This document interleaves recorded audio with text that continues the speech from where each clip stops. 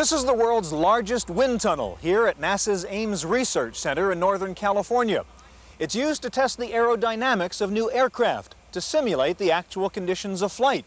But when it comes to experimental planes like the new National Aerospace plane, which can travel at speeds up to Mach 25, this wind tunnel becomes useless. Those kinds of simulations can only be run on a computer, on a supercomputer.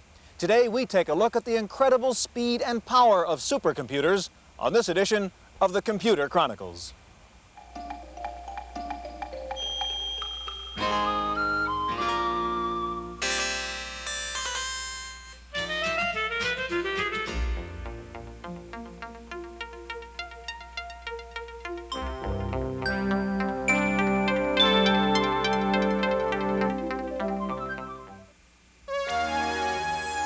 The Computer Chronicles is made possible by Leading Edge, makers of IBM-compatible computer systems, including word processing with spelling correction, communication software, and Hayes-compatible 1200 and 2400 baud modems. Leading Edge, with over 1,000 service centers nationwide. Leading Edge, leading the way to the information age. Additional funding is provided by McGraw-Hill, publishers of Byte. Byte's detailed technical articles on new hardware, software, and languages cover developments in computer technology worldwide.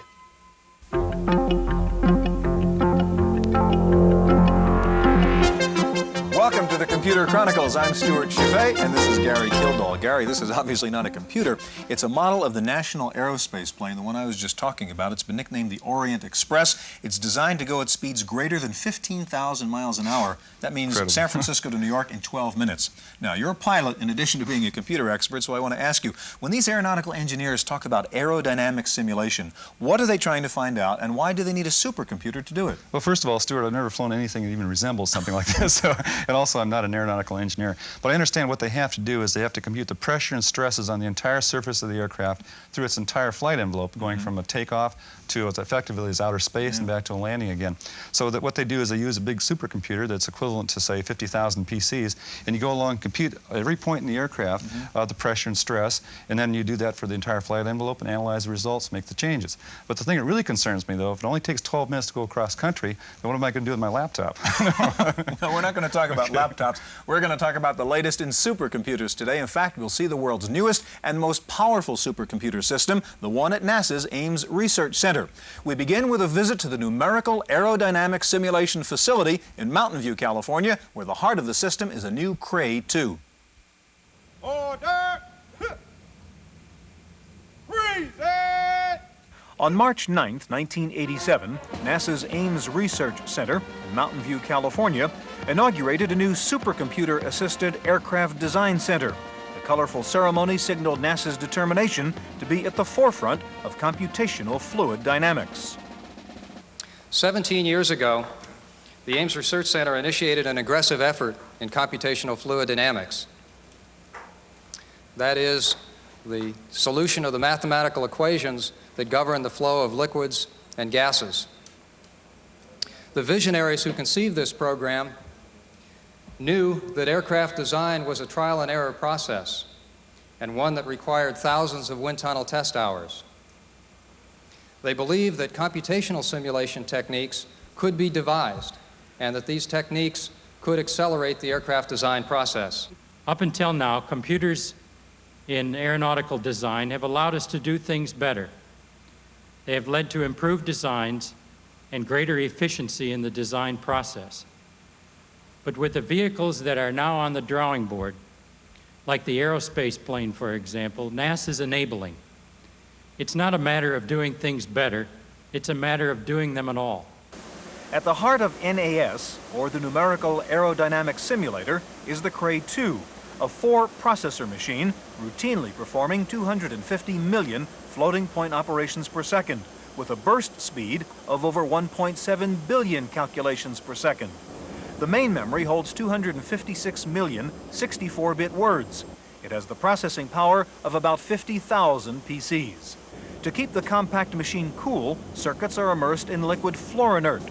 NASA expects even greater speeds when a second supercomputer is added in late 1987, bringing it closer to its long-term goal of 10 billion operations per second. The massive power of the NAS hardware is aimed at solving the complex equations of simulated fluid flows. The fundamental problem we're attacking is to be able to simulate the flow over an entire aircraft configuration. That's the fuselage, the wings, the tails, and to do this in a manner that captures the essential physics of the flow field, which is quite complex, and generally it's a turbulent flow field, so the flow is very chaotic and very complex. In addition, we've been able to do new flow fields that have never been done before in the areas internal to an engine, for example, flows inside the shuttle main engine. Aerodynamic simulation has become the preferred way to design aircraft that would otherwise require extensive wind tunnel testing. The supercomputer can graphically recreate the physical forces on a particular wing or fuselage design through a process called particle tracing. The engineer selects points along the design from which to release particles. By tracing the flow of these particles, he can discover areas of turbulence or stress. The next step is to make the changes needed to improve the aircraft's aerodynamic performance. Without the simulated flight test, the only way to discover flaws is to create a string of models and test them over and over in a wind tunnel. You still have to conceptually decide on your model, you still have to make a design, but the design always stays in a mathematical form, and it's easily changeable. So you put your model in the computer, get your results out, look at them, and change your model. It's what we call cutting and filing in a wind tunnel, cutting and filing in a computer rather than cutting filing in a wind tunnel. The time-saving advantages of aerodynamic simulation are dramatic. The structural analysis of Boeing's newest aircraft, the 7J7, took only 10 hours of supercomputer time, compared to 12 days of computer time for the 747 and 21 months for the first B-47 jet aircraft, when a slide rule was the only computer. But supercomputer simulations provide more than just speed. The NAS system's uniqueness lies in its ability to simulate experiments which are impossible or impractical to recreate on Earth, like the behavior of the shuttle's booster rocket or the effects of traveling at 25 times the speed of sound. The numerical aerodynamic simulation effort is already working at computing the flow field around a vehicle that will take off like an airplane, but instead of leveling off at 40,000 feet as you do in a typical transcontinental jet, you just keep going 50,000, 100,000, 500,000 feet all the way out into space. And that kind of vehicle design can only be done with the capability that we have here at Ames. The equations governing fluid dynamics have been known since the 1840s, but the complexity of these nonlinear equations is such that some were never solved until supercomputers provided the necessary speed and number crunching power. There are some very interesting flows that we've never been able to calculate until the advent of high-speed computers.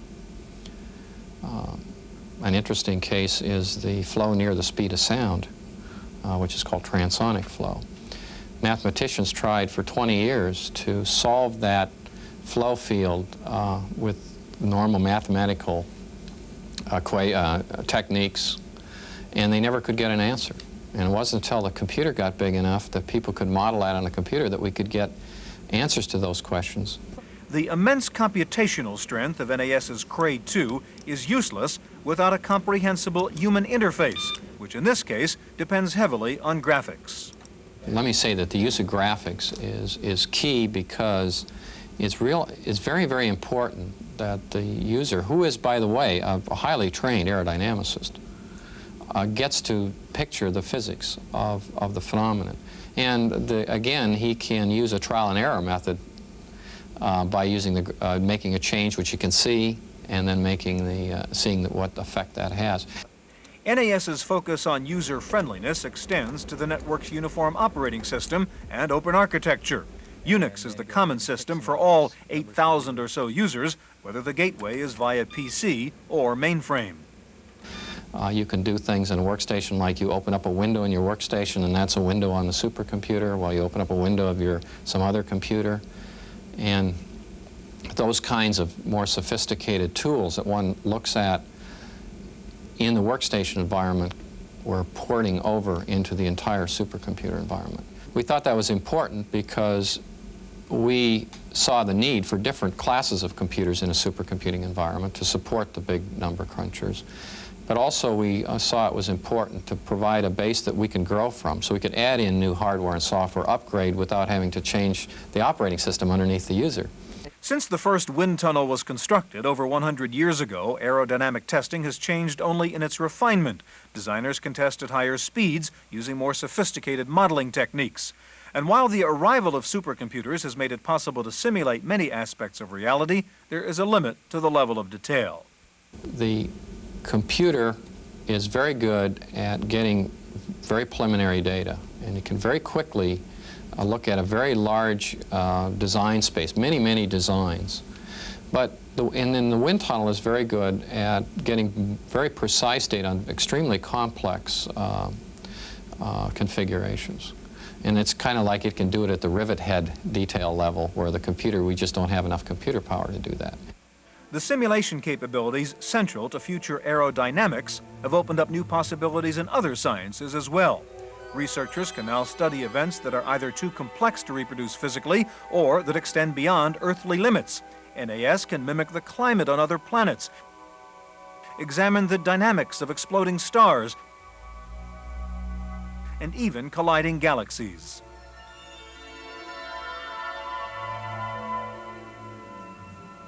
Ultimately, scientists at Ames expect the NAS system to become a kind of aerodynamic advisor, much like the expert systems based on artificial intelligence. One can conceptually conceive of doing, of actually being able to use a system that would really combine the aspects of how do I design it with how do I do the analysis to find out what kind of design is and then iterate on that.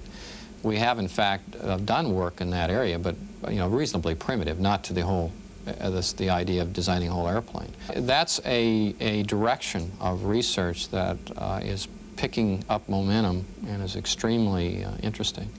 And you can think of it as an expert aerodynamicist.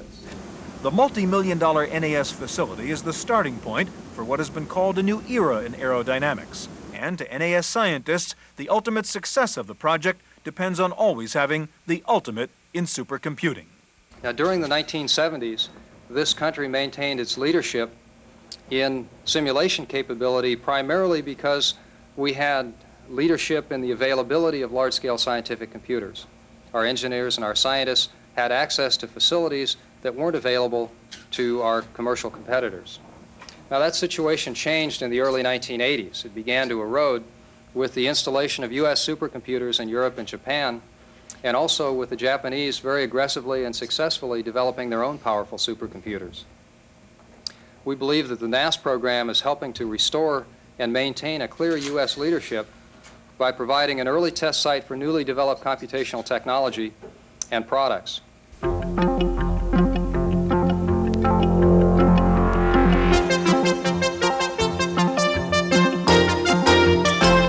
No discussion of supercomputers would be complete without talking about superconductors, material which enables electricity to travel faster and cooler than ever before. In research labs and on campuses throughout the world, scientists are literally working around the clock to surpass breakthroughs that happen nearly every day in this exploding field. The University of California at Berkeley is home for several such scientists, including Dr. Paul Richards. It really comes down to very technical, practical details. To build a superconducting computer, every single component that goes into it has to work well and to be practical in the sense that it can be built in large scale in large numbers. And there is a bit of a hang-up with the memory. Memory is the major problem, and this is critical. Superconductors simply cannot hold data as well as the silicon-based semiconductors found in today's supercomputers. And before research goes much further, a new kind of memory cell based on superconductor material must be invented. Meantime, superconductors will get quicker commercial application in analog to digital converters, or simply put, input devices such as infrared radiation detectors. They will also be used in electromagnetic research that could ultimately lead to levitating trains or practical electric cars. It may be years before we see superconductors used in the transmission of energy, the building of super trains, or the shrinking of supercomputers. But it will happen, and the race is on. At UC Berkeley, for the Computer Chronicles, I'm Wendy Woods.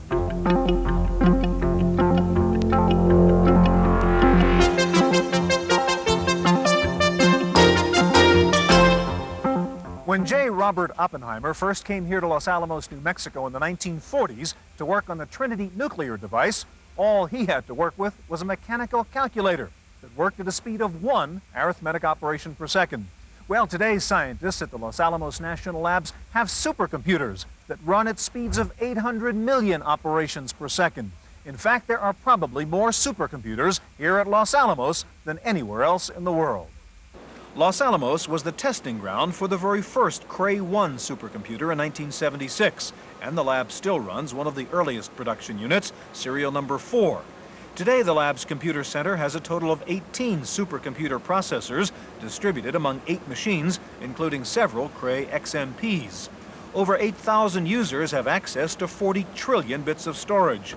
The multi-level security network physically separates computers working on classified computations from those running unclassified codes. The Los Alamos Computer Center claims that they perform more calculations in 24 hours than were performed by all humankind prior to 1970. We've always been at the forefront. Our requirements have always needed machines faster than what were available, and we're still in that position. We need machines today that are 100 times faster than anything we can buy. The Los Alamos National Laboratories were established in 1943 to work on perhaps the most secretive military project of all time, the atomic bomb, known only as Project Y. The lab's primary research role continues to be in nuclear weapons research, designing missile warheads, detonating weapons underground at the Nevada test site, and now designing SDI, or Star Wars devices.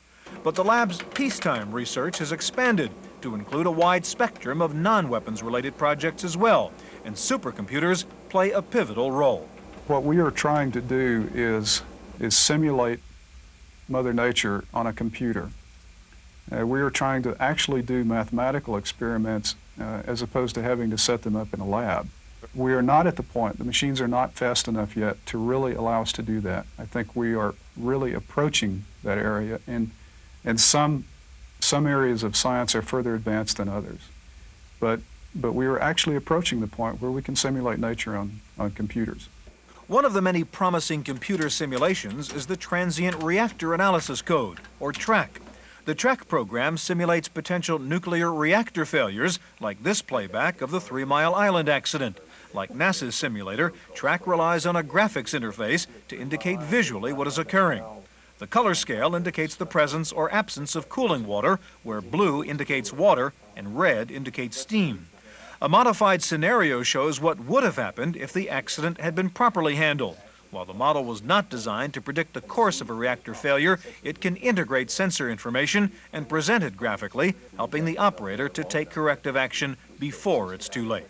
In the past, what happened was, when you got your results from a computer, you got, on small computers, you get a page of numbers that you try to interpret. And as machines got more sophisticated, they were able to spit out more detailed data, and you started getting huge listings of printout. And it's very difficult to interpret that. Human beings are just not equipped to interpret that. What human beings are equipped to interpret are visual images. Recreating reality, or potentially real events, can be as frightening as it is exciting to watch. This model simulates a nuclear winter, the predicted climatic change that would occur after a nuclear holocaust. Smoke particles in the atmosphere would block out sunlight from a large portion of the Earth while permitting radiational heat to escape.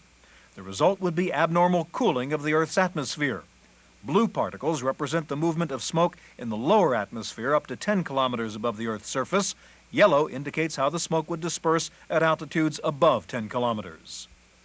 Paradoxically, the lab's supercomputer facility plays a primary role in modeling the nuclear detonations that would create a nuclear winter. There are a lot of experiments that you can do in a laboratory that you can't watch happen. For example, a nuclear explosion in Nevada. You can't stand there and watch that happen. Whereas if you can simulate that on a computer, you can actually watch the interaction of the materials. You can see what's going on. And if you've done your mathematics and your physics well, what you're looking at is exactly what happens. The clarity of a pictorial simulation on a color screen can be deceptive. While the image is attractive, the underlying equations and algorithms are responsible for its accuracy. If you don't have good science, supercomputer is not going to help you, and you must maintain the elegant science. What we do is try to find codes, computer programs that are using a lot of time, and go to the owner and try to help them make the codes more efficient. And in doing that, we look at the algorithms and what's going on. Some of the most beautiful simulations at Los Alamos are part of a project that is exploring the interaction of a high-speed gas jet when injected into a gas of a different density, as much as 100,000 times more dense, at speeds of Mach 10 or higher. This phenomenon, which has been observed in outer space, is part of a research project into the fundamental physics of nature. We know a lot more equations than we can solve. And what you were forced to in the past, and we are still forced to it, to make more and more simplifying assumptions till we finally end up with a tractable set of equations. Now, if compute power goes up tremendously, and with parallel processing and faster chips and new technologies, you expect that to go up even further. What that then allows you is to go towards the more fundamental equations without the simplifying assumption, so that for the first time you really have a chance to compute the basic laws of nature as we know them. The flexibility of a simulated model permits the scientists to change rapidly the variables of velocity, density, and pressure of an experiment that no wind tunnel on Earth could recreate, and the computing requirements are massive. The computations we did just in the first 2 months of this year required as much computer time as I probably were able to use in the previous portion of my life. So basically what it allows you to really let your imagination roam and really begin to address fundamental physics issues, so that you don't try to hop like a butterfly from one flower to another one and just skim off a little bit. But I think with the resources which are available at the lab, if we couple them with a sort of environment which we really need now, one really can dig deep in a particular area. Karl-Heinz Winkler hopes for a time when his experiments will not be restrained by hardware or software limitations, but by his own imagination. And he believes that will require a radical change in computer architecture. Well, in terms of performance for an individual CPU, I think the supercomputers we have here already have a phenomenal track record. So if you get there an additional performance of a factor of 2 or 3, that would be just outstanding. So in order to get the orders of magnitude higher performance we really need, you are necessarily forced to parallel processing machines. That means you need hundreds of processors to do the job in parallel. And so I would expect systems to come up in the next 3 to 5 years, which are several hundred times in throughput one of these, now over 10 years old processors. As impressive as the supercomputers here are, they are nothing compared to what's coming. The new Cray 3 supercomputer is being designed now. It'll be available in 1990, and it'll operate at speeds 500 times faster than a Cray 1, and it will be small enough to fit on your desktop. Indeed, one computer scientist here says that by 1990, you'll be able to get the speed of a Cray 1 in a desktop PC. That's our look at supercomputers. We'll be back in just a minute with this week's computer news.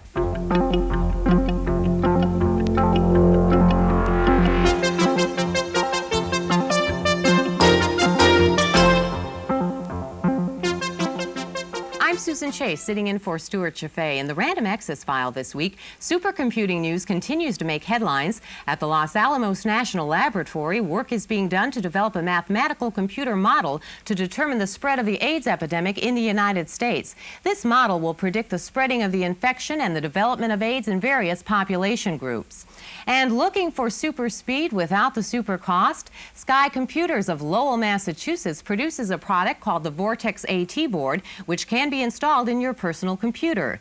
The board allows an AT to work near supercomputer levels for a fraction of the cost. In the $10,000 range, the board is not meant for the occasional user, but it is a small price for companies who want to own their own supercomputer. In other news, there are reports of hardware problems with the IBM PS2 models 50 and 60. Software developers report phantom mouse and keyboard errors, which have eventually led to failure of the motherboard. In addition, there are reports of intermittent hard disk errors when running DOS 3.3. IBM, however, is standing by their machines. Service centers are replacing the system board in defective machines, and the company has contracted Microsoft to correct the problems in DOS. It's time for this week's software review. Here's Paul Schindler. When you wish upon a star. Jiminy Cricket's song from Walt Disney's Pinocchio. In this case, the star, though, is the Cricket Graph. It's probably the best business graphics package now available for the Apple Macintosh. Like most graphics packages, you can import data from elsewhere or start by filling in a table. This chart is a sample of what you can produce with the package. You have a choice of 12 different kinds of graphs. Among them are scatter, line and area, bar and column stacked or side by side, and pie charts. And for the scientist, there are polar and QC charts. Cricket Graph shows more flexibility than most packages. It allows you to easily select which information you want to plot on each axis. It redraws its graphics quickly, and it offers lots of variations within each graph type. Now, you decide whether you want your output to the screen, to a printer, to a word processor, or a desktop publishing program. Cricket Graph for the Apple Macintosh is $200 from Cricket Software in Philadelphia. For the Computer Chronicles, I'm Paul Schindler. A new conference for computer professionals has been announced. The World Congress on Computing will make its debut in Chicago in March of 1988. The conference, organized by the Interface Group of Comdex fame, intends to bring together manufacturers with the professionals responsible for the acquisition and implementation of business systems. Asher Technologies of Roswell, Georgia has come out with a facsimile product for IBM-compatible portables. The JT Fax connects to the computer via the serial port. It measures 1/2 inch by 6 inches and sells for under $500. First, there was computer-aided design. Now there's computer-aided writing. A company called TextGen of San Mateo, California, has developed a program by the same name that writes letters for you. TextGen creates a letter from your answers to a series of multiple-choice questions. If you don't like the letter, TextGen will try again or allow you to edit its letter manually. Finally, do you know what country leads the world in the number of computers per person? Or who has more employees overseas, the State Department or IBM? Answers to these questions and more can be found in Future Computing's Computer Industry Almanac. The Dallas-based company calls the book an insider's guide to the people, companies, products, and trends in the computer industry, but also serves as entertainment for trivia lovers. And to answer the earlier questions, the U.S. leads the world in the number of computers per person, with 146 in use for every 1,000 people. And IBM has over 160,000 employees overseas, compared to the State Department's 16,000. And that's it for this week's Computer Chronicles. The Computer Chronicles is made possible by Leading Edge, makers of IBM-compatible computer systems, including Lotus lookalike spreadsheet, word processing with spelling correction, communication software, and Hayes-compatible 1200 baud modem. Leading Edge, with over 1,000 service centers nationwide. Additional funding is provided by McGraw-Hill, publishers of Byte. Byte's detailed technical articles on new hardware, software, and languages cover developments in computer technology worldwide.